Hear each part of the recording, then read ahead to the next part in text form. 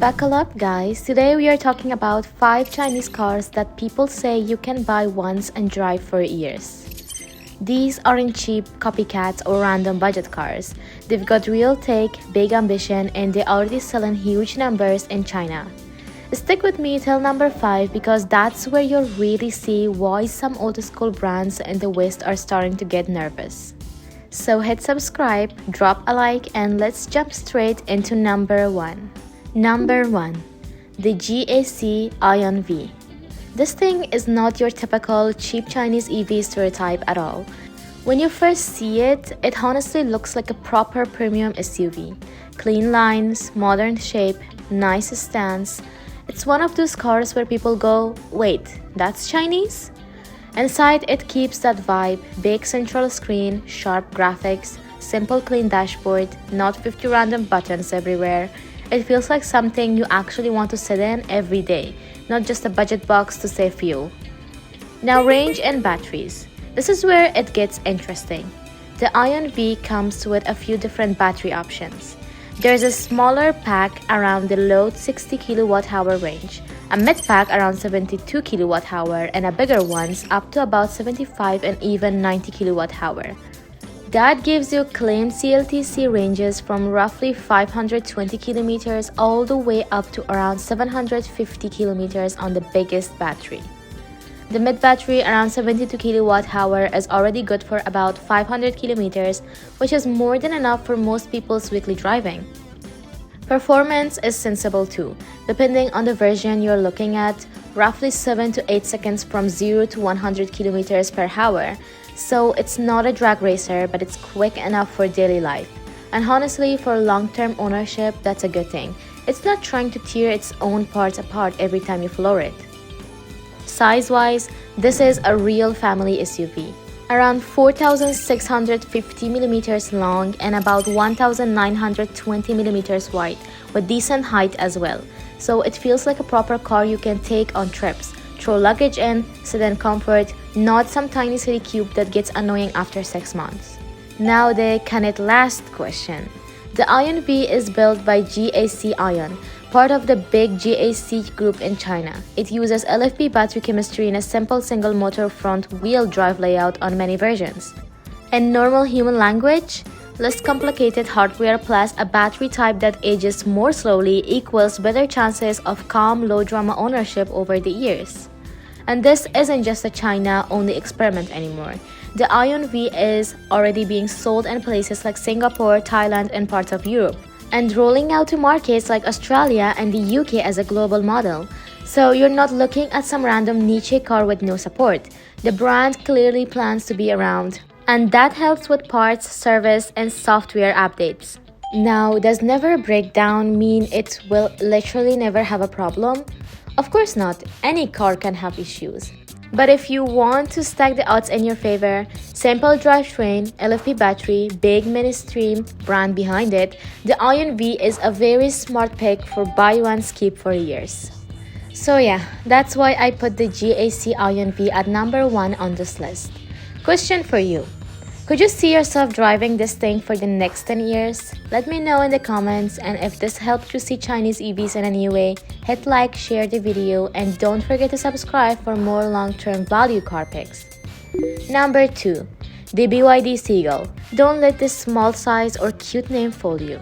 This little car is a real buy once, drive for years type of EV. In China, the base version starts at around $9,700 US. For that money, you get a proper modern electric car. There are 2 main range options under this CLTC test: about 305 km or about 405 km on a full charge, which is more than enough for daily city driving and weekend trips. Under the floor, it uses BYD's famous LFP blade battery. That's a lithium iron phosphate battery that's known for being safe and long-lasting. BYD has used this stick in millions of cars, so it's not some risky experiment. The car is small, light, and the drivetrain is simple, which is exactly what you want if you care about fewer problems over time. And this isn't a maybe one day it will be exported car. The Seagull Dolphin Mini is already a global model. It's on sale in Latin America, Southeast Asia, and Europe under different names. BYD clearly built it as a world car with proper support and skill behind it. Inside, remember, this is a compact city car. In China, it's set up as a 4-seater, 2 in front, 2 in the back. In some markets like Brazil, there are 5-seat versions as well. So for a big family, yes, it's going to feel tight. But for one person, a couple, or a small family mostly driving in the city, it makes a lot of sense. People like to joke that this thing will never break down. Of course, that's an exaggeration. Any car can have issues. What we really mean is because it's small, light, uses proven LFP battery tech, and has a simple setup, you lower the chances of big, complex, expensive failures compared with a heavy gasoline car full of moving parts.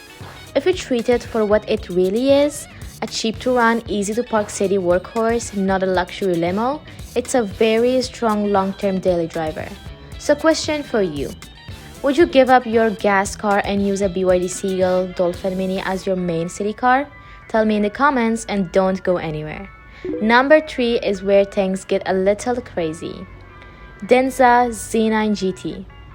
This one flips the story from cheap city EV to Chinese luxury rocket you'd actually want to keep for years. Denza is BYD's high-end brand, and the Z9 GT is one of its showcase cars.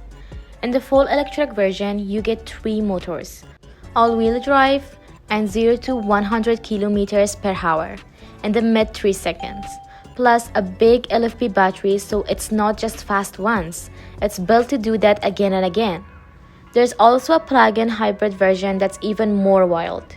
3 electric motors plus a 2.0 liters turbo engine with a combined output around 640 kilowatt or about 858 HP. That setup still does about 3.6 seconds 0 to 100 kilometers per hour and gives you over 1000 kilometers total range when you mix battery and fuel. So you get supercar punch and road trip range. On the outside, it looks more like a European GT wagon than a normal family car. Long, low, wide, very sleek. You drive it today and it looks like something from a top German brand. You drive it in 5 years and it's still going to look expensive, not outdated.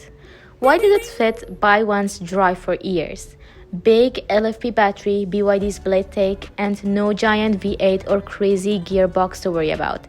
It's still a high-tech machine, so never breaks down is just a fun line, but compared with a petrol car with this much power, you're cutting out a ton of hot, stressed moving parts.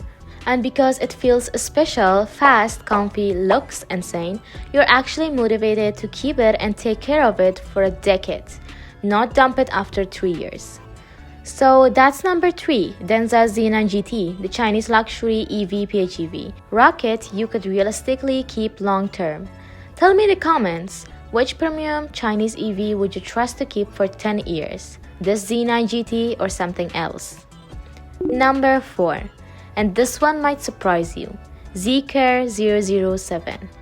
This is Geely's premium EV brand, and the 007 is basically a sci-fi sedan. 800V platform, optional 100 kWh battery, and the fast version does 0 to 100 km per hour in under 3 seconds. Supercar speed in a family car shape. Range, depending on the version, you are looking at big numbers, up to around 870 km CLTC, so you're not living at the charger. And because it's 800V, it charges fast and runs cooler, which is good for the battery long term. This isn't some tiny cheap EV. It looks premium, drives hard, and is built by a big group with global plans. So parts and supports won't be a joke. Pay more upfront, but over 8 to 10 years you get performance, comfort, and less drama. So, would you keep a car like the Zeekr 007 for 10 years if it gave you this kind of speed and range? Number 5. Xpeng P7. This is the sleek, low sporty Chinese EV that made a lot of people say, wait, that's from Xpeng? The P7 comes in different versions. Some older ones use a 400V platform. The newer P7i 2025 P7 uses an 800V setup, and you can get both LFP and NMC batteries, depending on range and term. So it's not one single perfect battery and voltage combo. It depends which version you buy. You can also choose single motor or dual motor all-wheel drive. The dual motor one is more complex than a basic EV, but it's still simpler than a petrol car, with a big engine and multi-gear automatic gearbox. Why does it still fit the buy once, drive for years idea? Because you get good range, so you don't need to fast charge to 100% every day, especially for NMC packs. Keeping it around 80 to 90% is healthier. No traditional engine or gearbox, so fewer classic failures like engine rebuilds or transmission swaps. A big EV brands behind it. Xpeng is large and growing, which helps with software updates and parts. If you look after it, charge smart, and do normal maintenance, the P7 is the kind of car you can happily keep for 8 to 10 years and still feel like you're driving something modern and fun. So, would you keep a car like the Xpeng P7 for 10 years if it stayed fast, comfy, and high-tech?